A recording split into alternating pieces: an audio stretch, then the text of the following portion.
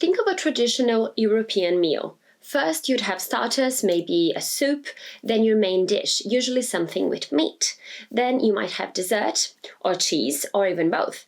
And depending on what you're eating, you might be advised to pair it with different wines or beer. Of course, how people eat varies widely across time and space, and it's deeply connected to culture and to history. Yet, there's another thing that for centuries was central in determining which foods should be eaten, what they should be eaten with, how they should be cooked, and in what order people should have them. And that's medicine. So food has long been thought to be connected to health. "Let food be thy medicine, and medicine be thy food" is a quote attributed to Hippocrates, and that highlights this connection. But that's not all. If you were living in early modern Europe, the order in which you ate your food was believed to play a crucial role in digestion and your health. Centuries later, despite the fact that medicine has been completely transformed, we still eat in a similar way. You wouldn't have a bowl of soup after your dessert, So let's take a typical Tudor aristocratic dinner as an example and investigate the order in which food should be consumed.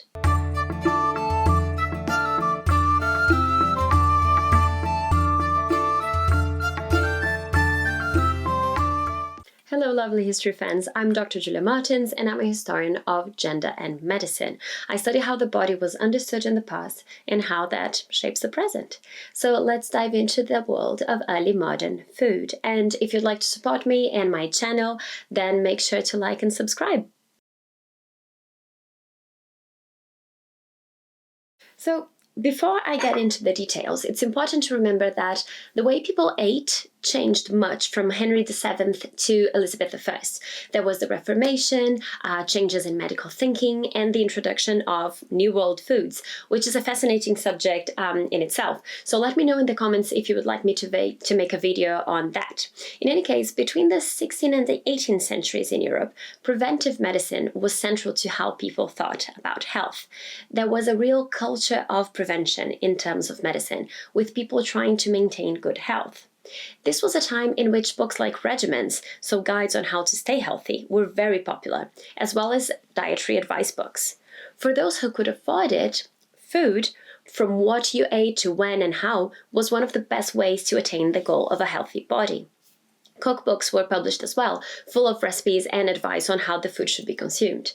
Having said that, we also need to keep in mind the way people thought about the body, and therefore medicine at the time, and that means the humoral theory.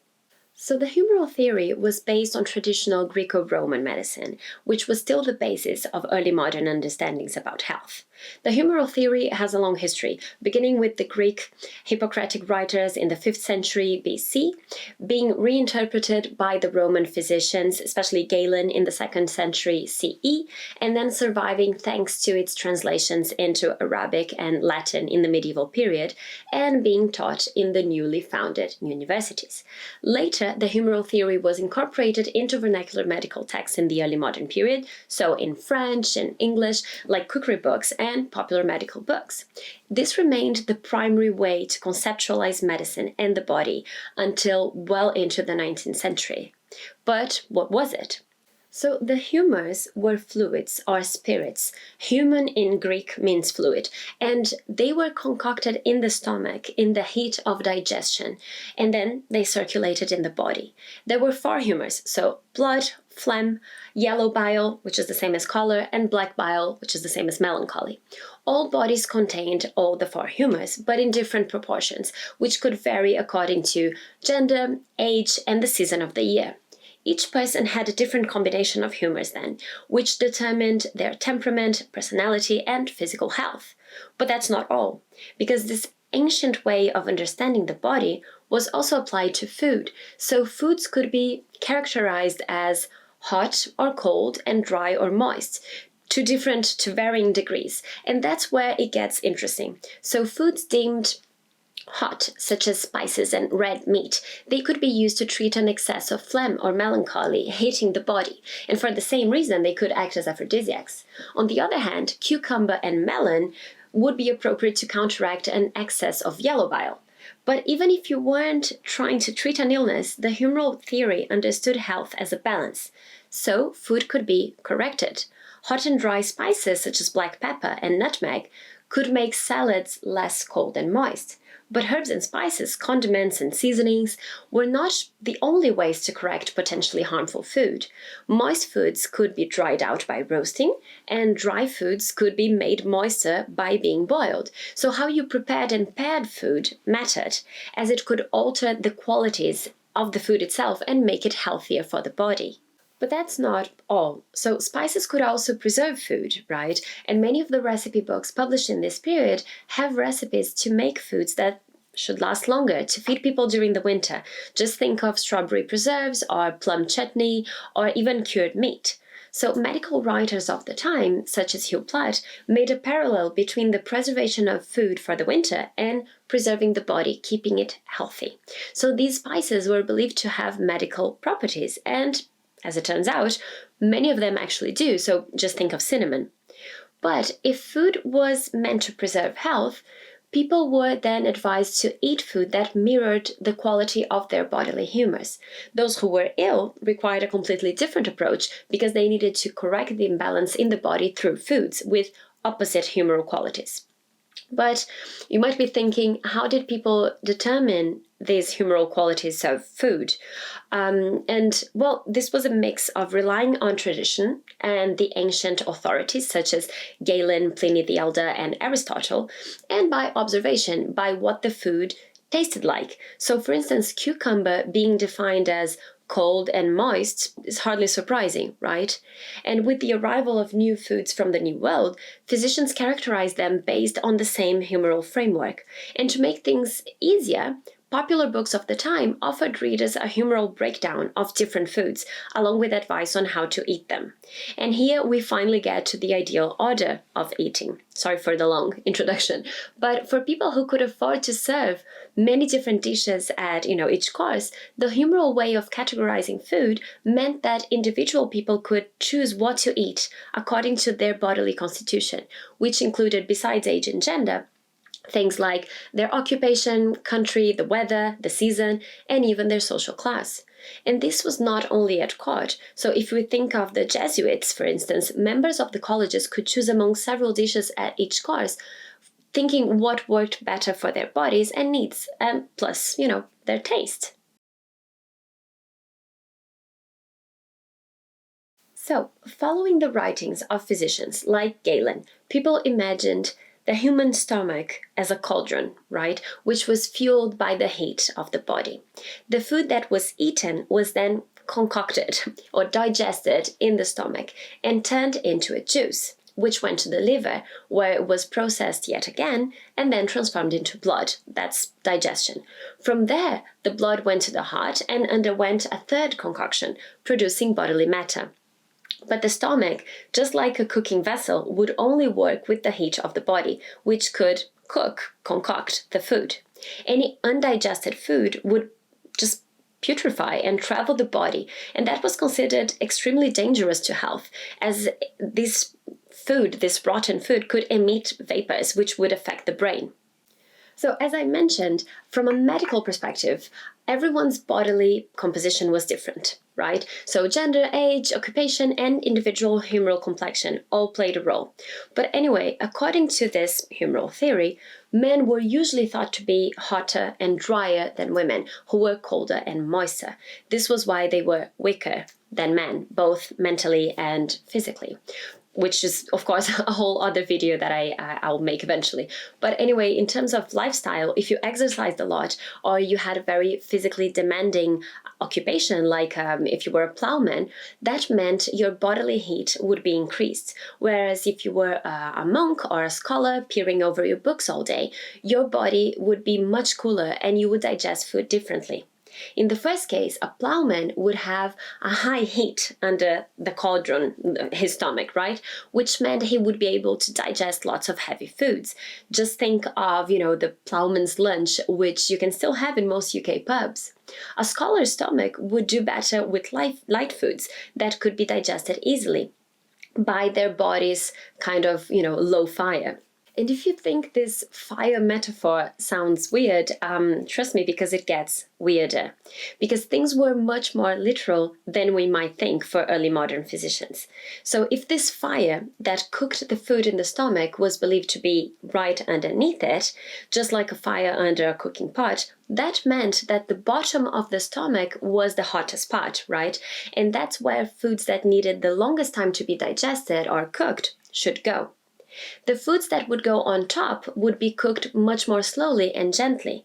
And here we finally get to the logic behind the order in which people who had multiple courses of food ate. If you were living in 16th or 17th century Britain, you would probably eat your dinner or lunch at around noon and your supper around 5 p.m., so roughly 5 hours after dinner. Dinner was the biggest meal of the day. Supper tended to be simpler, but in wealthy households, it could be as elaborate as dinner. For medical writers of the time, this meant that the body had had enough time to digest the food and the stomach hadn't been empty for too long. So for most people, supper meant porridge made with water, milk, or whey. But the staple daily food for most people, so 95% of the population, was pottage, with endless variations possible depending on the season, availability of ingredients, and, crucially, your budget. This was a stew cooked in a pot over the fire, made with cereals, vegetables, maybe herbs, and flavored by meat or fish if you could afford it, or even eggs and butter. So along with bread, and old bread could be used to thicken this pottage, people would drink ale, which was often made at home. However, for the lucky 5% who could afford it, both dinner and supper were on altogether different affair. And it's from their habits that we have inherited the order in which we eat today, and which many restaurants follow, in Western Europe, for instance, especially those with tasting menus. So anyway, supper for early modern Britons, at least for the wealthy ones, was similar to dinner, which they ate around midday. Soups and pottage, followed by boiled and then roasted meat, unless it was a fish day, tarts and sweets, and then cooked fruit, cheeses, and nuts. In prosperous households, there would be 2 or 3 courses, each usually consisting of several different dishes. But sumptuary laws, which were created to enforce distinctions between social ranks, determined the way that people ate. So sumptuary legislation aimed to control behavior and to maintain the social hierarchy, setting rules for how people should dress, eat, behave, etc. The sumptuary law of 31st of May 1517, for instance, during the reign of Henry VIII, determined the number of dishes that could be served depending on rank. So cardinals were allowed 9, while archbishops could have 8, bishops were only allowed 7, and so forth. And the poor should avoid refined foods, as their rustic stomachs wouldn't digest them well. So you can see how medical advice reinforced the social hierarchy. Public officials were to enforce this in practice as well by inspecting kitchens and dining chambers, although that was probably not very easy to do. And these dishes were organized into, 2 or 3 different courses, and people ate the food in a specific order, as I mentioned. So let's get into it.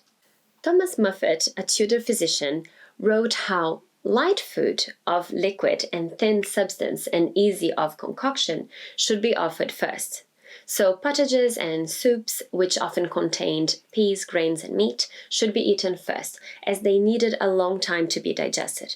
You shouldn't be drinking much at this point, however, otherwise you might cool down the stomach too much, cool down the cauldron, and make the process harder. Also, if we go back to this idea of the stomach as a pan over a fire, wet foods like these would prevent the others that would go on top of them from catching on the bottom of, the pan, the stomach. And if instead you ate something dry straight away, it might just burn without being properly cooked. I know it sounds crazy, but many of these ideas do make sense if you accept the premise of the stomach as a cauldron and the humoral theory. Along with the soup, you'd probably have bread, which would help the digestion, and then your stomach is lined, and you are ready for the next course. If it was a fasting day, so Wednesday, Friday, or Saturday, you would probably have fish. And if it was Lent, you would definitely be eating fish. However, medical writers tended to believe that fish wasn't as healthy as beef or other kinds of meat. It was too cold, too moist, and the humor that predominated in fish was phlegm, so the same one that was predominant in women. Naturally, then, too much fish could be detrimental to male virility and could make you effeminate. If religion allowed you to eat meat, then great. The main humor in meat would be blood, which was closer to human flesh, human, composition in its nature, and especially closer to men's bodily composition. So not only would meat make for excellent blood in the body, but because it was so similar to flesh, it wouldn't need to be altered as much in the body to become human bodily matter. And this quality of meat meant that for those who needed extra strength, it was the best nourishment. So soldiers, pregnant people should definitely be eating meat. And of course, the kind of meat that you ate, if you could afford it in the first place, varied depending on where you were. So Greek physicians believed pork to be the healthiest, but British physicians argued that beef was superior. If you were really wealthy, however, you would probably have several kinds of meat on your table. You should eat boiled meat first, as it required more time to be digested. Roast meats had already been exposed to much heat during, being roasted, and so they were already more cooked. Just think of a restaurant menu again. So have you ever seen roast meat as a starter? Not really, right? I definitely haven't. So in any case, you weren't supposed to eat too much of the heavy meat course, because otherwise they would literally pile in your stomach, and the top layers wouldn't cook properly. After this main course of meat, you should eat lighter foods such as vegetables, small pies, tarts, and sweets, like custards with fruits and, sweets in general. In terms of vegetables, though, that meant leeks, onions, carrots, and cabbage, for instance, with oil or vinegar. Root vegetables were believed to be healthier in general, even though pulses like peas and beans, fava beans, were considered the best options in terms of vegetables. This was the best moment to stop and have a drink, probably ale or wine. All the food on top of this soup layer and the meat layer would be making things too dry in your stomach, and so a liquid was required to moisten everything and moisten the whole concoction. And if you were a plowman or you had any physical occupation that made your body even hotter, ale was advised because it was believed to be the most cooling beverage. If you were planning on eating vegetables or salads after your meat course, on the other hand, wine was better, as it was a heating beverage that would keep the body's heat up and counteract the effects of something like salad, like lettuce. The same went for fruits, which, like salads and vegetables in general, were watery and cooling. So you should eat them in moderation, lest they make your blood too thin. There were always ways around this, though, if you loved fruit, if you were, a fruit lover. So cooked fruits were believed to be more nourishing, especially if they were cooked in wine. So just think of poached pears in wine, a very popular dish at the time, or baked apples. Fruits preserved in honey or sugar were also very popular. And along with the sweets and the fruits, you might drink spiced wine or Hippocras, which, as the name, evoking Hippocrates suggests, was believed to improve health. Thomas Muffet, again, wrote that sweets, which he called sweetmeats, were of temperate heat and delight the stomach and the liver, fatten the body, and are digested quickly, which is why they should go on top. For this final course of fruits, spiced wine, sweets, fritters, jellies, and cheese, people could leave the table and withdraw to a different room or to the gardens. This was called a banquet. So banquet at the time was not a synonym for, feast as it is today. Rather, it came from the Italian word banchetto, meaning a bench over which sugary foods would be displayed and served. And they became very fashionable among the aristocracy in this period.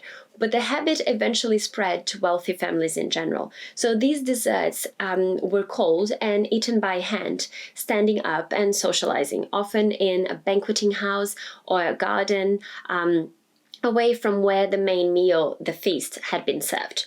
As for the cheese, sometimes eaten with nuts, it was thought that the cheese would close the stomach after a meal. And I mean this literally. So cheese would act as a lid, sealing the cooking cauldron, the stomach, for the food to be cooked properly and to prevent any vapors from the watery foods you had eaten, such as from fruits, from rising up and causing issues in your body. You could then have another glass of wine to finish off your meal. The thing with cheese, and that's just because I find this topic so fascinating, so bear with me, is that it wasn't very popular among the elite in the beginning of the 16th century, as it was often considered, poor people's food. Even though lots of people loved it, it was increasingly popular. But even then, the nobility had a way of differentiating themselves from the masses. They were fond of hard cheeses, which took longer to prepare, while the general populace mostly ate cheaper soft cheeses. Of course, there were exceptions, but many of these cheeses were imported as well. That was the case of Parmesan and the French Angelot.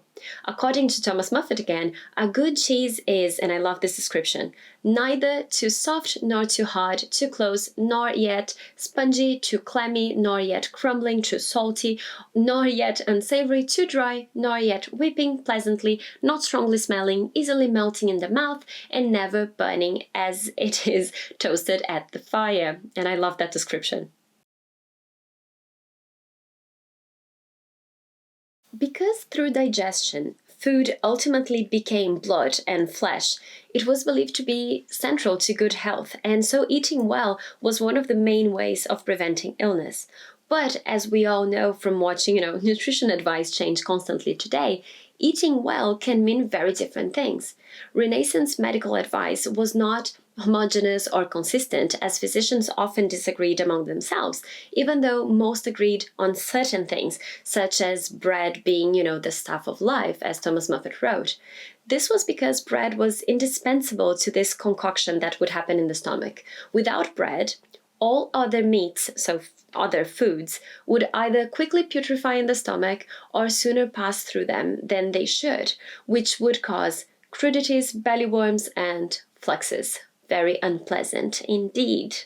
To eat well, the first thing you needed was to understand the nature and the quality of the food you would eat. Of course, eating this way presupposes the material possibility of making choices. A certain amount of wealth is definitely implied. The knowledge to make these choices was partly based on ancient Galenic and Hippocratic medicine and partly inherited from medieval writers such as Ibn Sina and Hildegard von Bingen.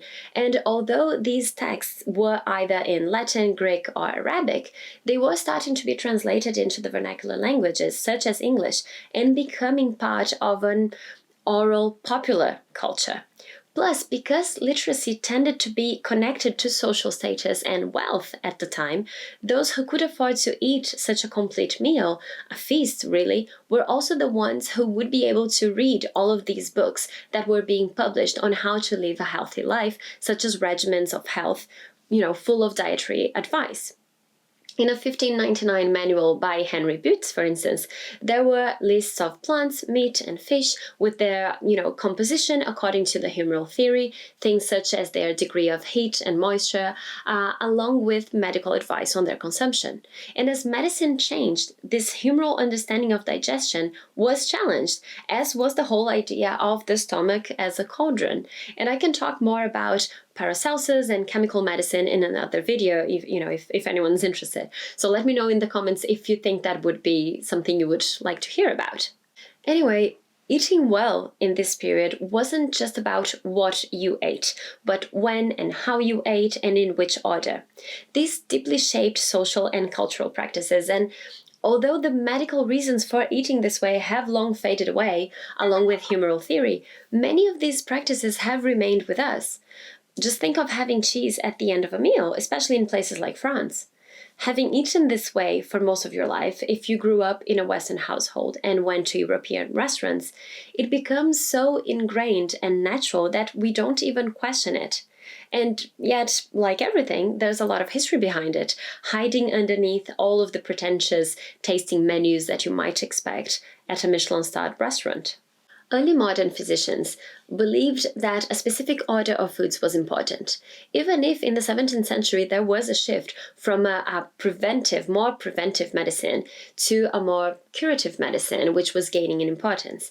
And although naturally many of these recommendations were ignored, medicine lays at the basis of many European cooking practices.